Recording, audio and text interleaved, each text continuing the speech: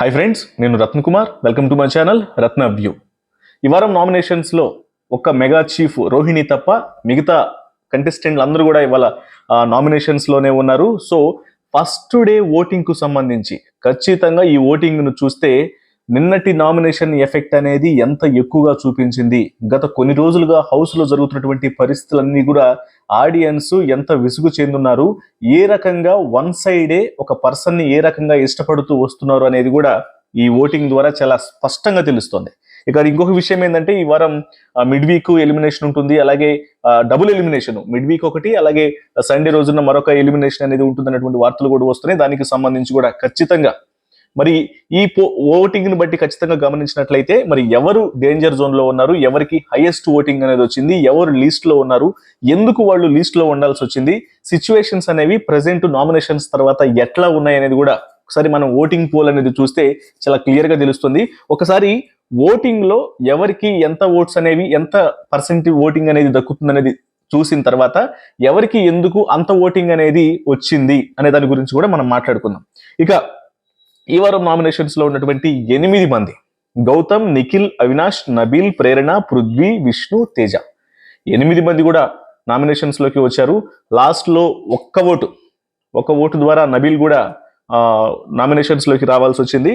So మొత్తంగా 8 మంది, ఒక రోహిణి మెగా చీఫ్ తప్ప మిగతా వాళ్ళందరూ కూడా నామినేషన్స్ లో ఉన్నారు. ఇక ఓటింగ్ అంటే ఓటింగ్ పోల్ స్టార్ట్ అయిన దగ్గర నుంచి ఇప్పటి వరకు నమోదైనటువంటి ఓటింగ్స్ ను ఒకసారి మనం గమనించినట్లయితే ఇందులో ఏ మాత్రం డౌట్ లేదు, గౌతమ్ కి ఏకంగా మిగతా కంటెస్టెంట్లు అందరూ కూడా 70% ఓటింగ్ ని షేర్ చేసుకుంటే ఒక గౌతమ్ మాత్రం 30% ఓటింగ్ ని కైవసం చేసుకున్నాడు ఇప్పటి వరకు నమోదైనటువంటి పోలింగ్ ద్వారా.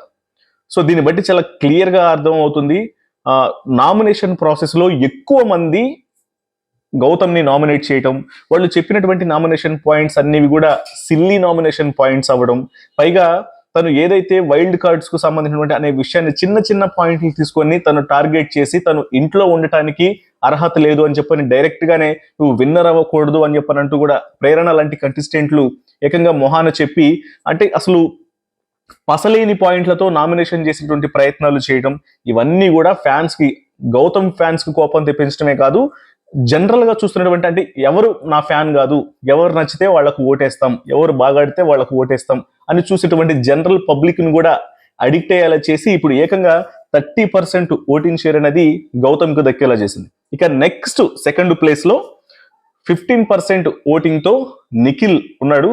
వాస్తవానికి అంటే ఆల్మోస్ట్ 15% తేడా ఉంది గౌతమ్ కి నిఖిల్ కి మధ్య. మరి ఇదంతా కూడా ఎందుకు అంటే, ఈ మధ్య నిఖిల్ గ్రాఫ్ అనేది కొంత సేఫ్ గేమ్ అనేది స్టార్ట్ అయింది. నిన్న నామినేషన్స్ లో కూడా తను పెద్దగా ఎటువంటి ఆర్గ్యుమెంట్స్ పరంగా కావచ్చు, లేకపోతే గౌతమ్ వాళ్ళిద్దరి మధ్య జరిగినటువంటి ఫైట్స్ లో కూడా నిఖిల్ పెద్దగా వాదించలేకపోయాడు, సరైనటువంటి ఆర్గ్యుమెంట్ అనేది కనిపించలేదు. పైగా ఏది ఏమైనప్పుడు కూడా నాకు అనిపించిందే చేస్తా అని చెప్పన్నాడు. కాకపోతే గౌతమ్ ఏం చేశాడు అంటే, అక్కడ నువ్వు అమ్మాయిలతో ప్రవర్తించిన విధానం, ఈ ఈ వాటర్ బాటిల్స్ అది నింపే విషయం ఏదైతే ఉందో, రెడ్ అండ్ బ్లూ ఈ టాస్క్ ఏదైతే ఉందో అందులో కావచ్చు, అలాగే మణికంఠ లాంటి వ్యక్తిని నువ్వు అంటే మనం ఆర్టిస్టులు అని చెప్పేసి నువ్వు పడేసినటువంటి విధానం, తోసేసిన తీరు, అమ్మాయిల్ని హ్యాండిల్ చేసినటువంటి విధానం కావచ్చు, నో మీన్స్ నో అని, అంటే యష్మిని నేను అక్కానని చెప్పని కాదు అని చెప్పి, పృథ్వీ నీ స్నేహితుడు కదా అని చెప్పని ఇప్పటి వరకు సరైనటువంటి యాక్షన్ తీసుకోలేదు, తనకి సది చెప్పలేదు, ఏనాడు నామినేషన్స్ లో పెట్టలేదు. ఇట్లాంటి పాయింట్స్ అన్ని కూడా గౌతమ్ రైజ్ చేశాడు కదా. ఈ పాయింట్స్ అన్నిటికి కూడా ఆడియన్స్ అడిక్ట్ అయ్యి ఇవన్నీ కూడా ప్రాపర్ పాయింట్స్ అని అనిపించి నిఖిల్ ఎంత వాటి మీద డిఫెండ్ చేసుకున్నప్పటికీ కూడా ఆ పాయింట్లు అతను చేసుకున్నటువంటి డిఫెన్స్ అనేది సరిగా లేకపోవడం కారణంగానే నిన్న కూడా తన పెర్ఫార్మెన్స్ నామినేషన్స్ లో కూడా చాలా చిన్న చిన్న పాయింట్లే ఉన్నాయి. ప్రేరణని నామినేట్ చేసినటువంటి తీరు కూడా చిన్న చిన్న విషయాలకు సంబంధించి మాత్రమే ఉండటంతో పెద్దగా ఎఫెక్ట్ అనేది చూపించకపోవడం వల్ల గత ఫ్యూ డేస్ నుంచి, కొన్ని రోజుల నుంచి కూడా నిఖిల్ తన యొక్క గేమ్ అనేది కూడా కొంచెం పడిపోయిన ఫీల్ కలగటంతో తనకున్నటువంటి ఫ్యాన్ బేస్ అనేది ఖచ్చితంగా ఉంది. బట్ ఓట్ షేర్ తగ్గడానికి మాత్రం గౌతమ్ యొక్క, అంటే తన యొక్క గేమ్ స్ట్రాటజీస్ కావచ్చు, తన గేమ్ ఆడుతున్నటువంటి విధానం కావచ్చు, ఆడియన్స్ లోకి గౌతమ్ వెళ్తున్నటువంటి తీరు అది కొంచెం ఎక్కువగా ఉండే కారణంగా ఓటింగ్ లో ఫస్ట్ కి సెకండ్ కి ఆల్మోస్ట్ 15% తేడా అనేది వచ్చింది. ఇక నెక్స్ట్ అనూహ్యంగా ఎవరు ఊహించరు దీన్ని, అసలు ఎక్స్పెక్ట్ చేయరు కూడా, ఈసారి థర్డ్ ప్లేస్ లోకి మీరందరూ అనుకుంటారు ఖచ్చితంగా నబీల్ వీళ్ళలో నుంచి ఎవరో కూడా థర్డ్ ప్లేస్ లో ఉంటారేమోనని. బట్ ఊహించని విధంగా ఫస్ట్ డే ఓటింగ్ లో మాత్రం అవినాష్ 12% ఓటింగ్ తో థర్డ్ పొజిషన్ లో నిలిచాడు.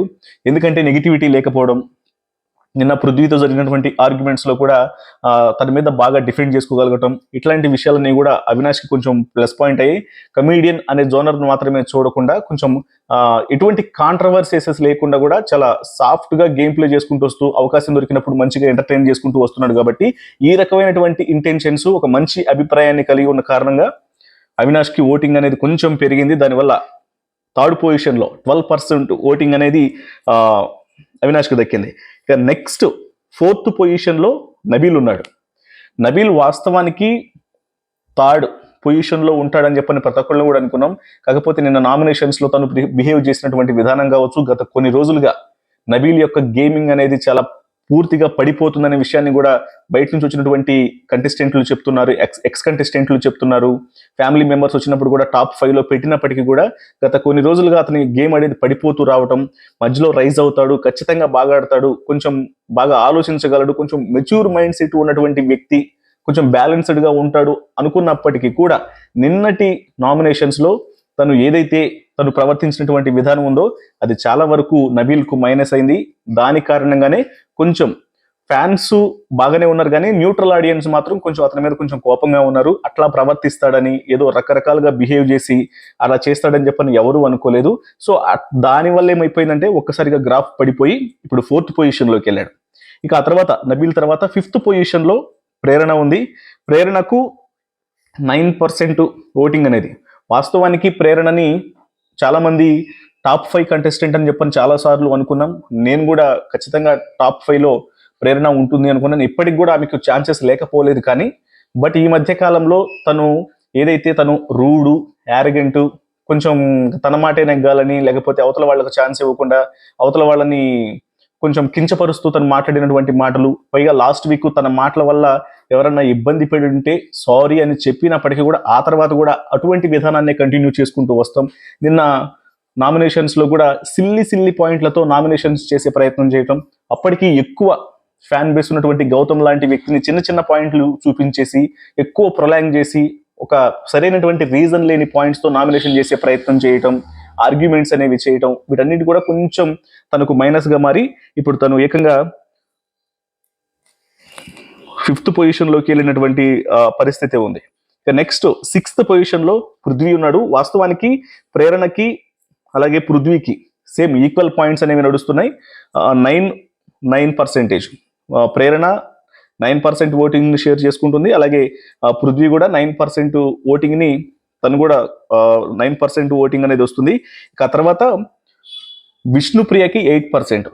ఈ విష్ణుప్రియకి వచ్చినటువంటి యొక్క ఓటింగ్ పర్సెంట్ అనేది కూడా తనకి out of Bigg Boss game లో ఉన్నటువంటి, అంటే బయట తనకు ఆల్రెడీ తెలుసు విష్ణుప్రియ అంటే ఒక మంచి అభిమానం అనేది బయట నుంచి తన షోస్ చూస్తున్నటువంటి వ్యక్తులకి, షోస్ ద్వారా తనకున్నటువంటి ఫ్యాన్ బేస్, వీళ్ళందరూ కూడా స్టాండర్డ్ గా ఇప్పటికీ హౌస్ లో జరుగుతున్నటువంటి విషయాలతో సంబంధం లేకుండానే తను ఎలా ఉన్నా సరే చాలు, తను ఉండాలి హౌస్ లో అనుకున్నటువంటి కొంతమంది వ్యక్తులు ఉన్నారు కదా, వాళ్ళైతే మాత్రం ఖచ్చితంగా తనకున్నటువంటి ఆ ఓట్ ని కంటిన్యూ, అంటే ఓటు వేసుకుంటూనే వస్తున్నారు.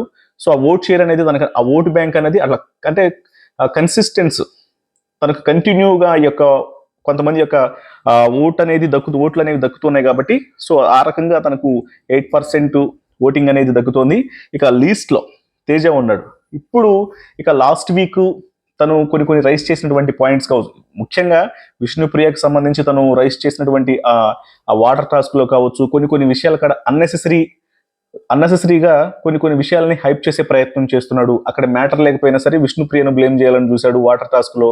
ఆ తర్వాత యష్మి వాళ్ళు, లేకపోతే ఈ ఎవరైతే నిఖిల్ బ్యాచ్ ఉన్నారో వీళ్ళని కూడా, వాళ్ళ మధ్య ఎలాగో నెగిటివిటీ అనేది గ్రూప్ అనేది ఫామ్ అయిపోయిందని చెప్పని వస్తుంది కదా అని చెప్పని వాళ్ళని చూసావా వాళ్ళు ఇలా చేస్తున్నారు అలా చేస్తున్నారు అని చెప్పని వాళ్ళని బ్యాడ్, అంటే మ్యాటర్ లేని చోట కూడా వాళ్ళని బ్యాడ్ చేయబోయే ప్రయత్నం చేశాడు. అలాగే నిన్న నామినేషన్స్ లో కూడా పూర్తిగా డల్ అయిపోయాడు.